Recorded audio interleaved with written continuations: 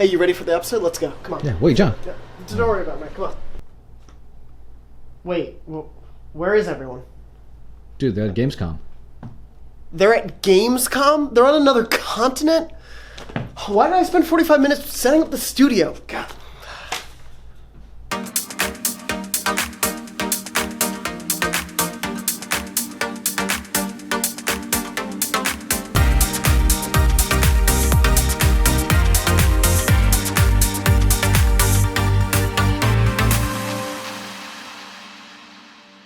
Hi, and welcome to another episode of the NVC vlog here at IGN. My name is Mike, and on this week's episode, we don't have Per, Brian, or Zach because they're all at Gamescom doing coverage there for IGN. With that said, I still have a special episode for you this week. You guys have been asking about desk tours, and because Jonathon Dornbush has been on the vlog many a time, I'm going to show off his desk on this week's episode. On top of that, Eric Song, who handles IGN deals here at the office, he's going to talk about the Super Nintendo Classic, about the pre-orders that happened this week, as well as give you guys some tips about how to increase your chance of getting a pre-order for the console. So I hope you enjoy this week's episode, and we'll see you next time. Bye. Hi everybody, Mike here. I'm here with Eric Song. Eric Song, can you tell everyone what you do at IGN? Yeah, I am the IGN Commerce Manager, so basically I post the daily deals. You might see it, it's usually on the homepage. I post it every single day, 7 days a week, 365 days a year. I also maintain the IGN Deals Facebook and Twitter pages, and if you're subscribed to the Deals newsletter, I fill that out too. Yeah, so the reason why I have Eric here today is because he was the point person for pretty much all of the Super Nintendo Classic deals that we were trying to get this week. So there's a huge Slack channel thread. Because of that thread, I was able to get a pre-order, but I had to go in store for it. So tell us, what's your thoughts on the whole Super Nintendo Classic shortage? Right. And what it's like to try to find these pre-orders so quickly, you know? It was unexpected, Nintendo basically gave us the same information that they gave you guys, so they promised to us that there'd be a lot more SNESs this time around than the NES Classics. Yeah. And, they didn't give us a heads up on when they were going to release them, just like they told you. They said end of August. So we just sort of had to wait around and see. Some of you guys might already know, the first SNES pre-orders that came out were really late at night, 8:35 p.m. for Best Buy, and then 1:30 a.m. for Amazon's. And the only reason why I found out about them is, IGN, almost everyone at IGN wants an SNES. So as soon as it came up on Best Buy, someone tweeted me, "Hey Eric, the SNES is up." So, I tweeted it out. It was gone in maybe 15-20 minutes. That's crazy. So we thought it was over. Everyone went to bed. And then, except for me, I figured there might be one more vendor that might do it. So at 1:30, Amazon came live. I tried to tell all the guys at IGN. No one responded because they were all sleeping. But I still tweeted, and that sold out in half an hour. And that was the last chance to easily get an SNES. We tried waiting around in the morning. That's when Target, GameStop. Yeah, that's the reason I got it. When you told everyone that the GameStop pre-orders are going live on the site, we were just checking the site, and then it crashed. Right. But then one of our coworkers tweeted a picture of someone that managed to get a pre-order in store. Right. So when that happened, and I was working from home that day, thankfully, because when that happened, I gave a call to my nearby GameStop. Turns out 30 people called before me, and I was like, oh crap.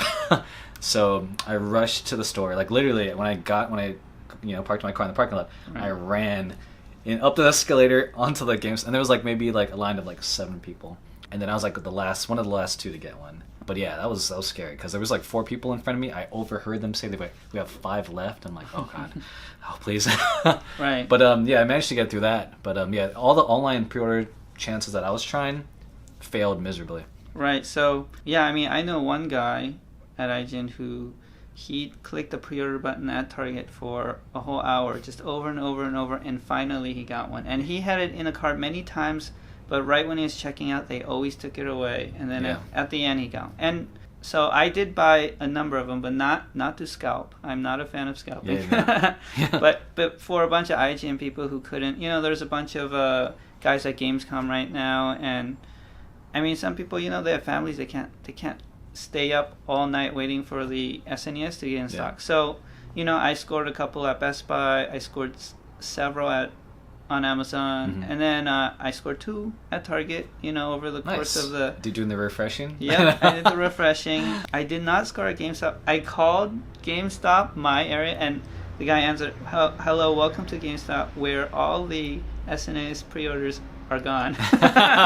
They're like, we're just getting too many calls. I think if you are looking to get an SNES pre-order now, I mean, I'll be honest with you, it's crazy.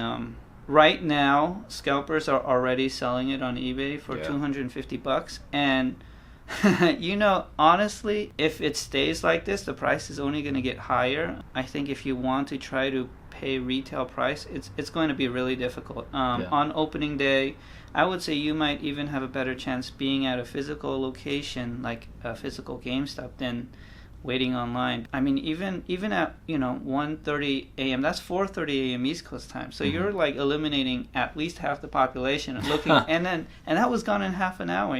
This was, and I'm telling you, this was thousands, maybe tens of thousands sold instantly. And so if we're lucky, there's going to be some in stock, mostly in stores. Honestly, I think so. One thing, my pet peeve, and I don't know whose fault is it. Maybe it's Nintendo's fault. Maybe it's the vendor's fault. But the stores did not limit the number you could buy. So you're talking about maybe a few people buying who knows how much of the stock. It's really disappointing to see, some people benefit hugely and leaving a lot of other people in the dark. There are a lot of SNES fans, so. Yeah. Yeah. No, it's like, I was hoping to, when I pre-ordered GameStop, I was hoping to get at least 2. And then I asked, and it's like, no, just 1 per customer. I'm like, all right, fine. But it makes sense, because, like, I felt bad for the people behind me. I'm like, yeah, okay, I won't. I will say, the best bet, in my opinion, for vendors to get a SNES on opening day might be Toys R Us, because Toys R Us did not allow any pre-orders on their site. They even tweeted on their Twitter, and I think they even commented on one of my posts that they will not have any pre-orders. All their stock will be available when it releases. Yeah, that means Toys R Us might have the same amount of inventory as everyone else, but none of it's spoken for. So if you guys have a Toys R Us nearby, and also if you guys have Toys R Us gift cards and stuff, that's probably a good way to get a discount on the already. I mean, it's reasonably priced, $80. Yeah, so. that's not bad. Yeah, so there you go. That's my tip. Nice. Well, those Toys R Us are going to be so packed. Yes. when they release that. Okay, well, thanks, Eric. No I'm glad that you can be on here to help out our NBC fans. I'm sure they appreciate all the info. So again, thanks for watching, and enjoy the rest of the video. Cool. Hey, I didn't see you there. Come on over to my desk. Let's check it out. Glad you could make it to my desk. This is where I sit every day. I'm so sorry. But this is where I sit and where I make really bad jokes like that all the time. Very hard at work, as I normally am, staring at photos of Kingdom Hearts 3, which will one day exist. I believe it firmly within my heart. So I'm here every day with Andrew Goldfarb is normally sitting there. He's currently out of the country, so I just get to look at the backs of his Persona and Pokemon figures. Yeah, my desk, there's no real theme. Like, some people have really awesome themes here. Obviously, like Max and Brian have everything Star Wars. Mine is just everything from my life that has meant a cool thing to me. So over here is just like something like I love, like PlayStation games and obviously Pokemon. It's just everything, and then Guardians of the Galaxy is right there. What does it mean? Nothing. I just have way too many things I love and obsess over. As you kind of get across the desk, this is a super fun thing. This was a gift that my friends gave me in college when I was editor-in-chief at my college newspaper. This was the placard that sat at my chair. Only like 3 people got the Master Chief reference because not a lot of people played games on the staff, but I loved it. They actually framed that for me. That was the first thing I wrote as editor-in-chief. They gave that to me as a goodbye present. So yeah, so that's where this is like the nostalgia corner of my life. It's like all the photos I've taken with IGN staff are there. That's a photo with my mom, who is why I play video games. I've written about her on the set a couple times. She is awesome and is why I'm here, basically. Yeah, and then obviously you get to Crash Bandicoot, Harry Potter, these really cool Kingdom Hearts figures, which were actually left here for me.